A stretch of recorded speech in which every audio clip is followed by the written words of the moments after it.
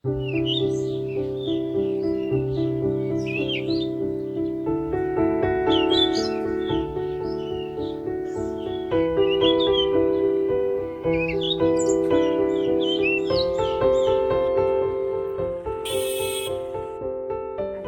વિશ્વ ડાયાબિટીસ દિવસ નિમિત્તે પાયોનિયર હોમિયોપેથિક કેમ્પસ દ્વારા ફ્રી ડાયાબિટીસ ચેકઅપનું આયોજન કરવામાં આવ્યું છે.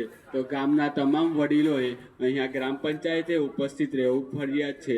તેમજ અમે ફ્રીમાં ડાયાબિટીસ ચેકઅપ કરી આપીશું અને તેને લગતા ગોળીઓ પણ આપીશું, જેથી તમને રાહત મળી શકે છે. તો આવો બધા અને આજે ડાયાબિટીસ દિવસની ઉજવણી કરીએ અને તમે કઈ રીતના પરિવારમાં તમે ધ્યાન રાખી શકો છો તેનું અમે માર્ગદર્શન આપીએ છીએ. નમસ્કાર, જય શ્રી કૃષ્ણ. સૌપ્રથમ હું નિમેટા ગામના સરપંચનો આભાર માનું છું.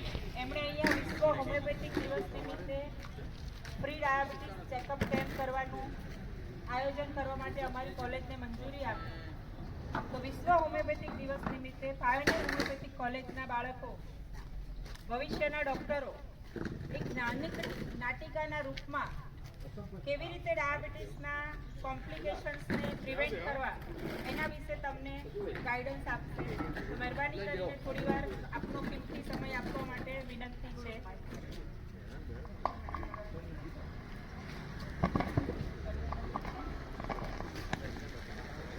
હેલો, સુપ્રભાત, નમસ્કાર. આપનું હાર્દિક સ્વાગત છે. તમે સમય કાઢ્યો એના બદલ ખૂબ ખૂબ આભાર. આજે 14 નવેમ્બર એટલે વિશ્વ ડાયાબિટીસ દિવસના નિમિત્તે આપણે અહીંયા ભેગા થયા છે. ડાયાબિટીસ એટલે કે શરીરમાં ગ્લુકોઝનું પ્રમાણ વધી જાય, જે ઇન્સ્યુલિન હોર્મોન અસમર્થ રહે એને ઉપયોગ કરવા માટે, એના કારણે શરીરમાં ઘણા હાનિકારક અસર થઈ શકે છે. જોવા જઈએ તો ગુજરાતમાં આપણે વધારે સંખ્યામાં જોવા મળે છે. એના મુખ્ય કારણો છે કે વધારે ખોરાક તેલવાળો લેવાનું, દૈનિક આહારમાં મીઠાઈ ખાવાની, અને એના કારણે ચરબી થાય, મોટાપો થાય, અમુક માનસિક તણાવ હોય અથવા તો વારસાગતમાં હોય.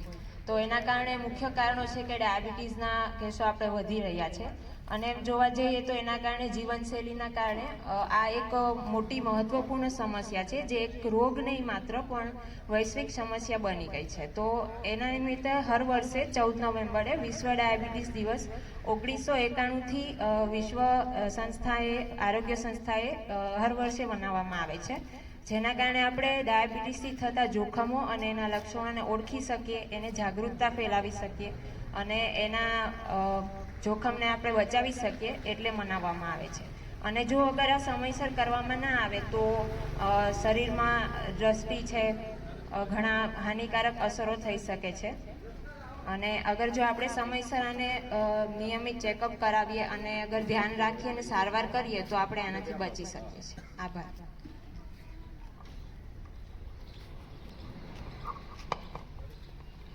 આજે આપણે ડાયાબિટીસ એક નાટકના સ્વરૂપમાં જોઈએ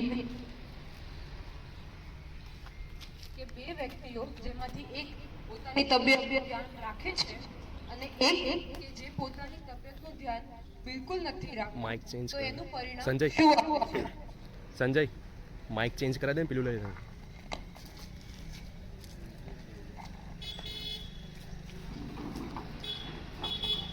સીન 1. મધુબેન જે ડાયાબિટીસથી પીડિત છે, તો આપણે એમની દિનચર્યા જોઈએ. મધુબેન સવારે મોડથી સૂતા થાય છે, કસરત નથી કરતા, પથારીમાં એમને એમ પડ્યા રહે છે, ખાવા પીવાની બાબતમાં ધ્યાન નથી હોતું અને સવારે નાસ્તામાં ગળી ચા પીવે છે.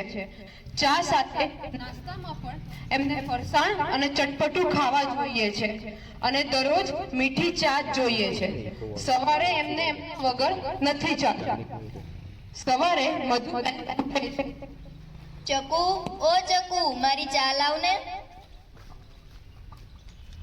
શું છે મમ્મી, સવારમાં શું જવા માંગો છો? તમને ખબર છે ને કે તમારે કસરત કરવાની છે, મીઠું ઓછું ખાવાનું છે. જો પેલા પૂછતા કાકી કેવું દરરોજે ઉઠીને તરત જ કસરત કરવા જતા રહે છે. સવારમાં શું કકડાટ કરે છે બેટા? જાને પેલા ચા લઈને આવ ને. ત્રાસ છે તમારો, હા, સવારનો. આવી વાત કરતા કરતા ચકુ એની મમ્મીને ચા આપે છે અને મધુબેન ચા પીવે છે. આ શું? આ તો કંઈ ચા છે? તે તો ખાંડ જ નથી નાખી આમાં, સેજ પણ ગળી નથી લાગતી. મારે તમને કેટલી વાર યાદ કરાવવાનું, તમને ખબર છે ને તમને ડાયાબિટીસ છે. શું ખાંડ નથી નાખી? જા જા, હવે તારી મમ્મીને ના શીખવાડીશ. જા બીજી ચા બનાવીને લાય, અને મારા માટે ગરમ ગરમ સમોસા પણ લાવજે. ચકુ ગુસ્સામાં સમોસા લેવા જાય છે. જોયું તમે બધાએ, મધુ પોતાની તબિયતનું સેજ પણ ધ્યાન નથી રાખતી અને પછી પાછી આરામ કરવા બેસી જાય છે અને થોડું પણ હલન ચલન નથી કરતી. ચકુ, એ ચકુ, દિવાળીની મીઠાઈના ડબ્બા ક્યાં મૂક્યા છે? લાવ ને. નથી મળવાની તમને મીઠાઈ. કેટલી વાર યાદ કરવાનું કે તમને ડાયાબિટીસ છે, મીઠાઈ ઓછી ખાવાની છે. દિવાળી છે બેટા, હવે મીઠાઈ તો ખાવી પડે ને.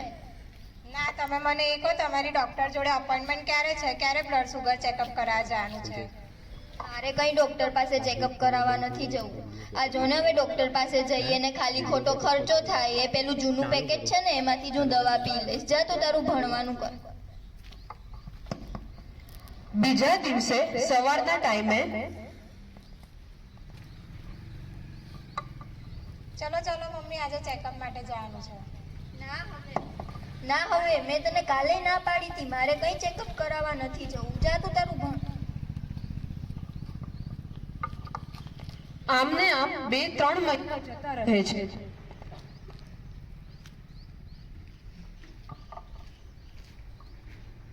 આ જોને ચકુ, મને હાથમાં તો કેવી જળજળાટી થાય છે. અને આ જો મારા પગમાં જો, આ પેલી દિવાળીની સાફ સફાઈ કરતી હતી ત્યારે હું પડી નથી, તો મને હજી નથી રૂજાયું. લાગ્યું તું ને? અરે મમ્મી, આ બધું તમને કેટલા ટાઈમથી છે? તમે મને આજે કહો છો, અને આ દિવાળીનું વાગેલું તો 2 મહિનાથી છે, હજુ નથી રૂજાયું. ચલો, આજે તો તમારે જવાનું જ છે ડૉક્ટર જોડે. ના, ડૉક્ટર પાસે મારે નથી જવું. આ તો સારું થઈ જશે એની રીતે. આ આપણે જોયું કે એક વ્યક્તિને ડાયાબિટીસ છે પણ એ ધ્યાન નથી રાખતું અને એના શું પરિણામ આવે છે. C2 હવે આપણે જોઈએ કે એક વ્યક્તિને ડાયાબિટીસ છે અને તે પોતાના રોજબરોજના જીવનમાં તબિયતનું ધ્યાન કેવી રીતે રાખે છે. ચાલો આપણે પુષ્પાબેનની રોજિંદા જીવનમાં એક નજર નાખીએ. પુષ્પાબેન મધુબેનના પાડોશી છે અને એ પણ ડાયાબિટીસથી પીડિત છે. ચાલો જોઈએ કે એમની દિનચર્યા કેવી છે. પુષ્પાબેન રોજે સવારે ઉઠીને 30 થી 40 મિનિટ ચાલવા જાય છે. જય શ્રી કૃષ્ણ પુષ્પાબેન. જય શ્રી કૃષ્ણ મધુબેન, ચાલો મારી સાથે ચાલવા. ના ના, હવે આ ચાલવાનું મારાથી ના થાય. મને તો આ પગમાં લાગ્યું છે, તો હવે આમાં હું ક્યાં ચાલવા આવું તમારી સાથે? બરાબર. પુષ્પાબેન ખાવા પીવાની બાબતમાં પણ ખૂબ કાળજી રાખે છે. બને ત્યાં સુધી ગળ્યું ઓછું જ ખાય છે અને પ્રોટીન અને શાકભાજી વધારે ખાય છે. લે મમ્મી, આ મીઠાઈ ખા, આજે દિવાળી છે. ના ના બેટા, તમે લોકો જ ખાઓ. મને ડાયાબિટીસ છે, મારે તબિયતનું ધ્યાન રાખવું પડે. અરે મમ્મી, એક તો મીઠાઈ લે, એક ખાવાથી કાંઈ ના થાય. ના ના બેટા, નાની નાની વસ્તુઓથી જ મોટો ફરક પડે. જો મારા વજન વધારાને લીધે જ મને ડાયાબિટીસ છે, એટલે મારે વજનનું ધ્યાન રાખવું પડે. એટલે જ તો મારે કસરત બી કરવી પડે. ચાલ, મારી કસરતનો ટાઈમ પણ થઈ ગયો છે. ચાલો મમ્મી. પુષ્પાબેન રોજે સમયસર એમનું જમવાનું લે છે અને રોજે હળવી કસરત કરે છે. પોતાના વજનને પણ કાબૂમાં રાખવાની કોશિશ કરે છે. હવે મધુબેન પુષ્પાબેનના ઘરે જાય છે. પુષ્પાબેન, ઓ પુષ્પાબેન, આવો આવો મધુબેન. તમે તો શું દિવાળીના દિવસે પણ કસરત કરો છો હે? કસરત તો કરવી જ પડે ને, તબિયતનું ધ્યાન તો રાખવું જ પડે ને. કેમ તમારે સવાર સવારના આવવાનું થયું? અરે આ મારા ઘરે ખાંડ પતી ગઈ ને, તો મન થયું લાઈ પુષ્પાબેનના ઘરેથી જ લઈ આવું. લાવો લાવો, તમને ખાંડ આપી દઉં.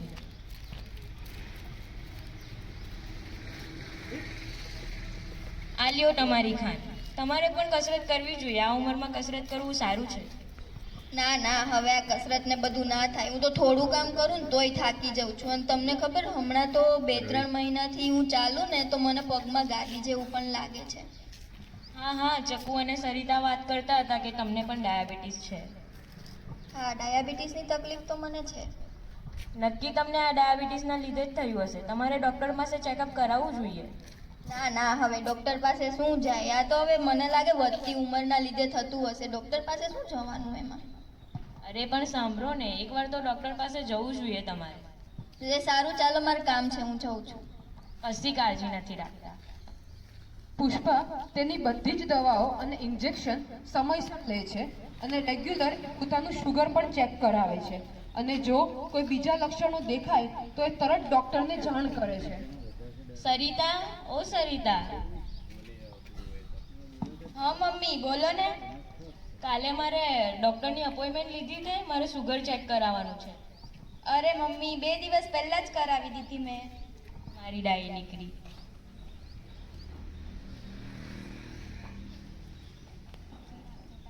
સીન 3. નવા વર્ષના દિવસે પુષ્પાબેન અને મધુબેન બંને મળે છે.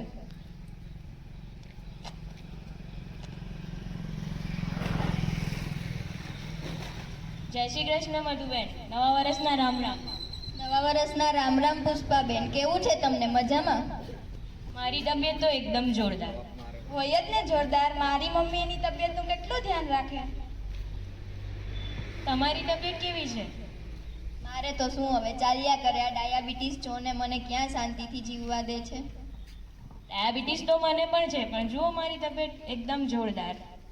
અરે પુષ્પા કાકી, મારી મમ્મીની તો વાત જ ના કરશો. હું દરરોજ એમને સમજાઈને થાકી ગઈ કે તમે આંખોનું ધ્યાન રાખો. પગમાં જો ને 2 મહિના પહેલાં વાગ્યું તો હજુ બી રૂજાતું નહીં.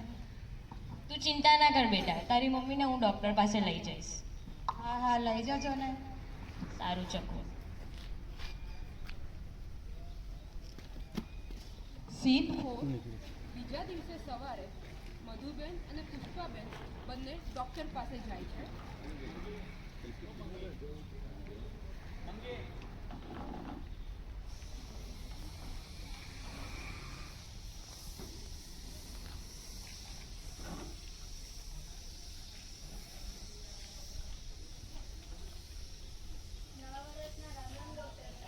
રામ રામ, આવો બેસો. કેવું પુષ્પાબેન, કેવી છે તમારી તબિયત?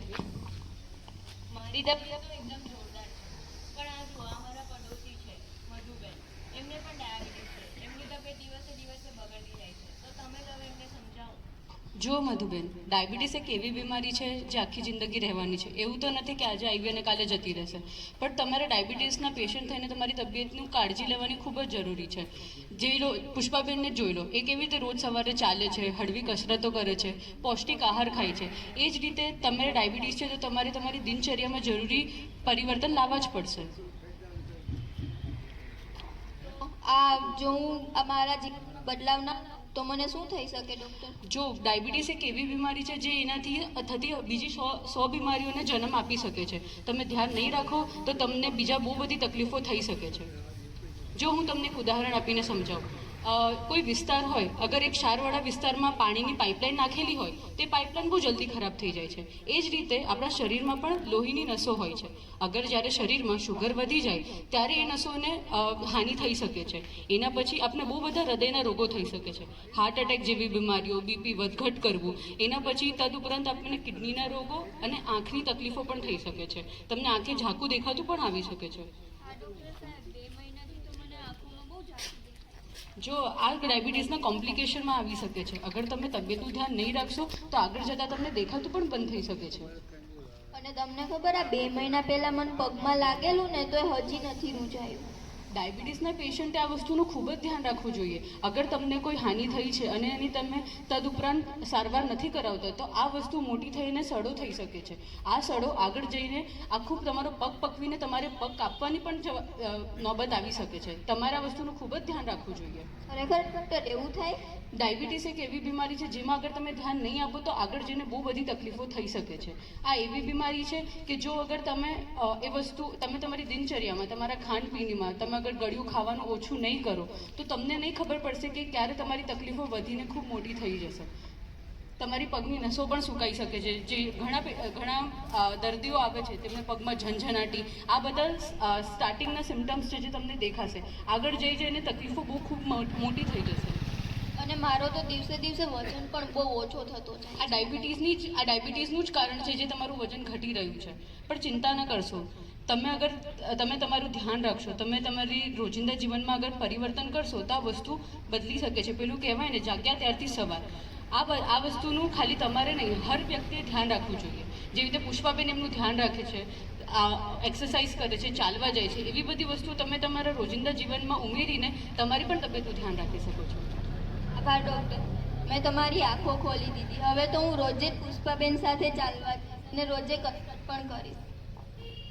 ખાલી કસરત નહીં, તમારે મારી સાથે રેગ્યુલર ચેકઅપ માટે પણ આવવું પડશે. હા, તમારી સાથે. પુષ્પાબેનની વાત એકદમ બરાબર છે. ડાયાબિટીસના પેશન્ટે રેગ્યુલર ટાઈમ પર ચેકઅપ કરાવવું જોઈએ. બિકોઝ ચેકઅપથી તમને ખબર પડશે કે તમારી બીમારી આગળ વધી છે કે એ જગ્યાએ છે. તમારે દવા કેટલી લેવી જોઈએ અને નહીં લેવી જોઈએ એનું માપ પણ તમારા રેગ્યુલર ચેકઅપથી જ આવશે. તો રેગ્યુલર ચેકઅપ કરાવતા રહેજો. આભાર ડૉક્ટર સાહેબ.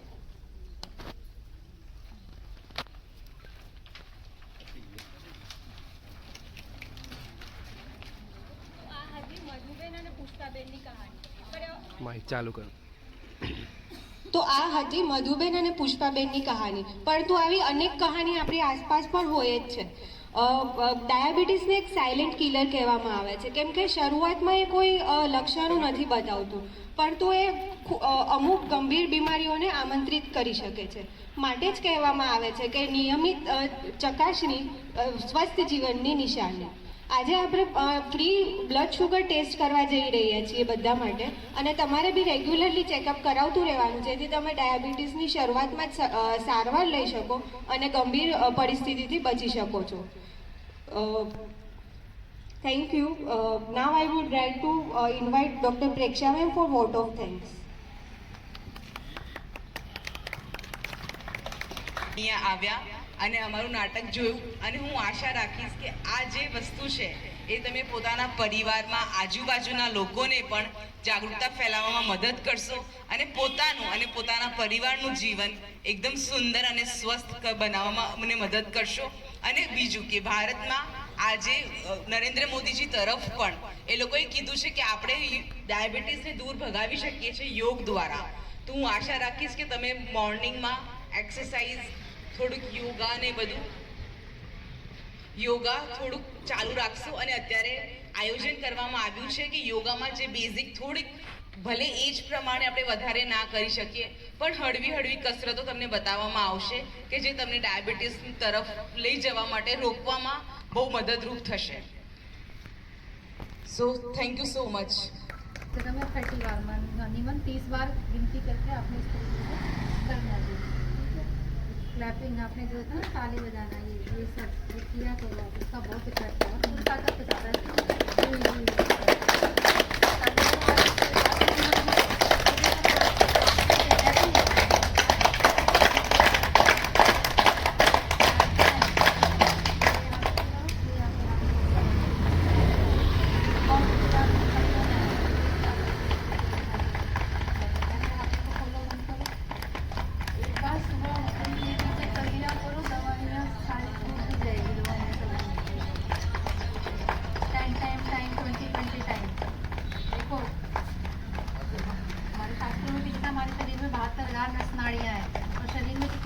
पानी सबसे ज़्यादा है. पानी सबसे ज़्यादा है शरीर में, तो ये जो हार्मोन्स का सिक्रेशन होना बंद हो जाता है ना, तो ये थोड़ी बीमारियाँ होती है. आपका लाइफ स्टाइल का भी चीज़ें गलत टाइम पे खाना, गलत टाइम पे सोना, वो सब सही कर लोगे तो ये चीज़ें अपने आप ठीक हो जाएगी. हार्मोन्स होते हैं ना, जाती है उसको हमारे लेके आते हैं.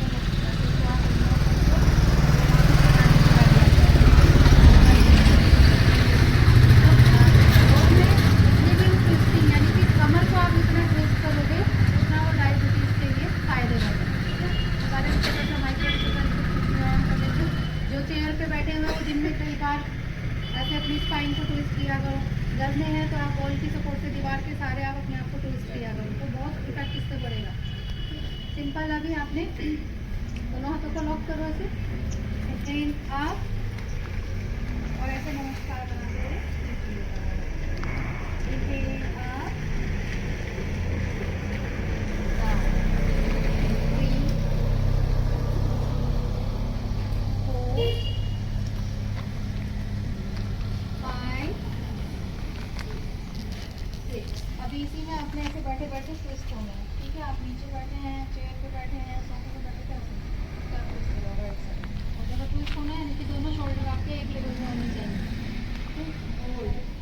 अंदर खींचो थोड़ा 1 2 3 4 5 6 7 8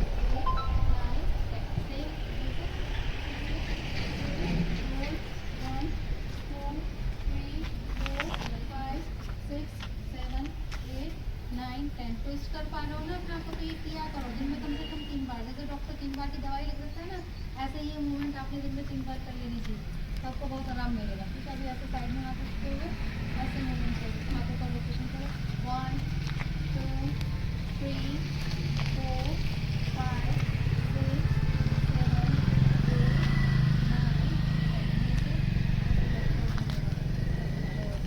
ये पूरा खींचेगा जैसे साइड से दिखा होगा। जैसे साइड में कोई चीज छूना चाह रहे हो, दीवार टच करना चाह रहे हो तो 1 घुटना उठे नहीं 2 3 एक्सीडेंट कर रहे हो 4 5 6 7 8 9 10 सेम।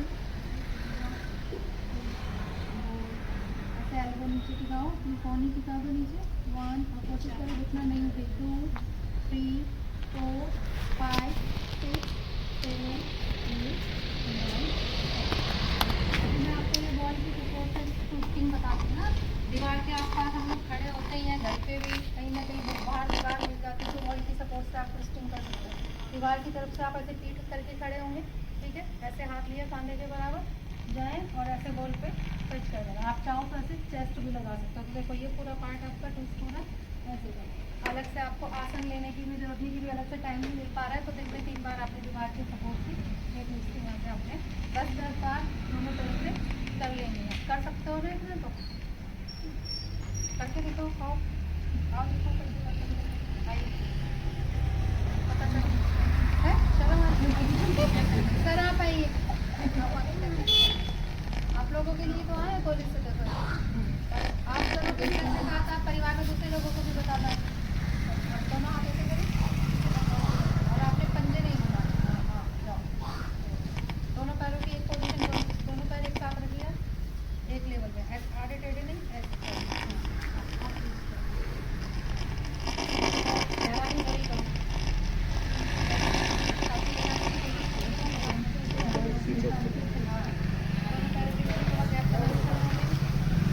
ऐसे एरिया नहीं जाओ, ऐसे पैर में रखो तंबेली का बैठ। हाँ अब जाओ चेस्ट लगाओ, चेस्ट लगाओ, सिंपली हुई यहाँ पे खिंचाव लग रहा है, पेट और कमर से खिंचाव लग रहा है, तो ये किया करो पेट भी कम होगा।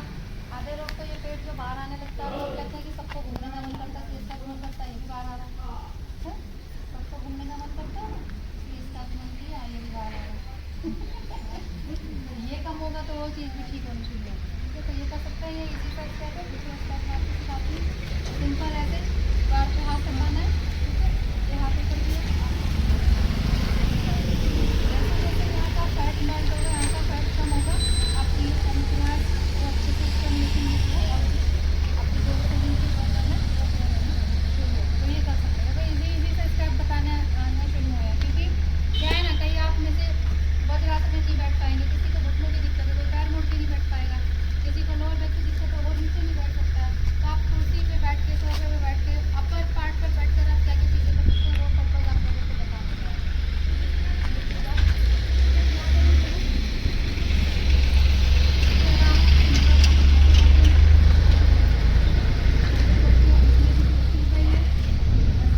कमर को मरोड़ना है और लट को कर देना, ऐसे कर देना।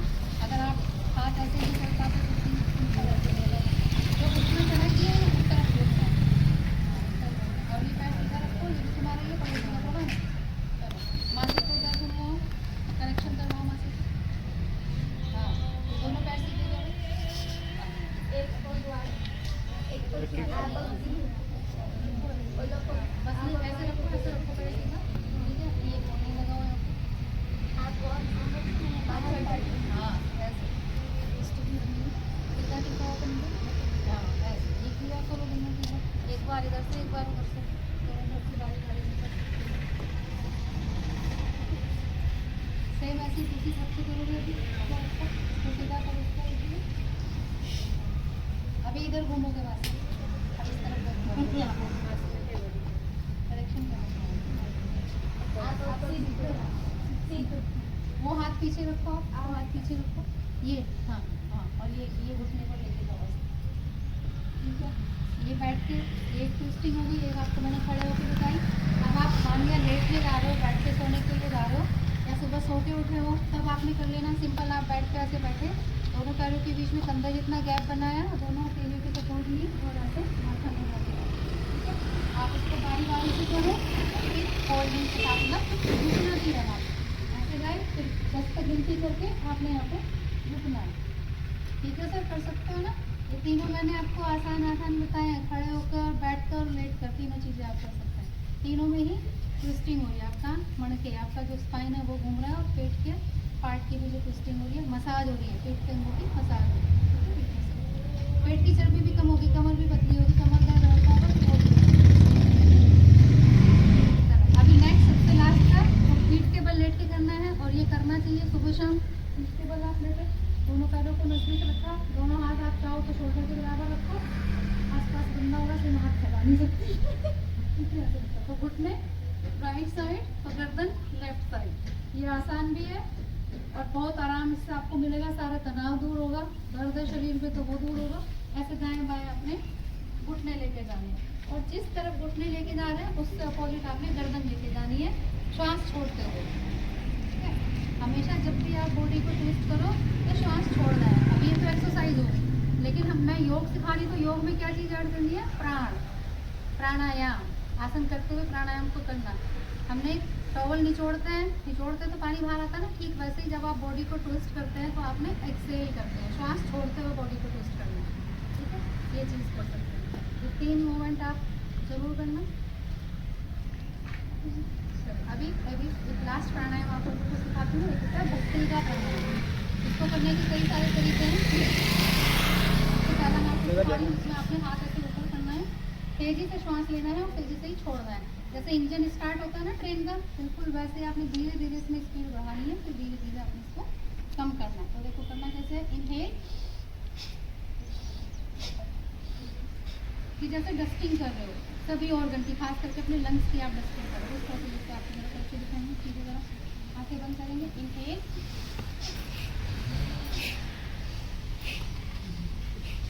बिल्कुल एकदम ब्रेन में ना इतनी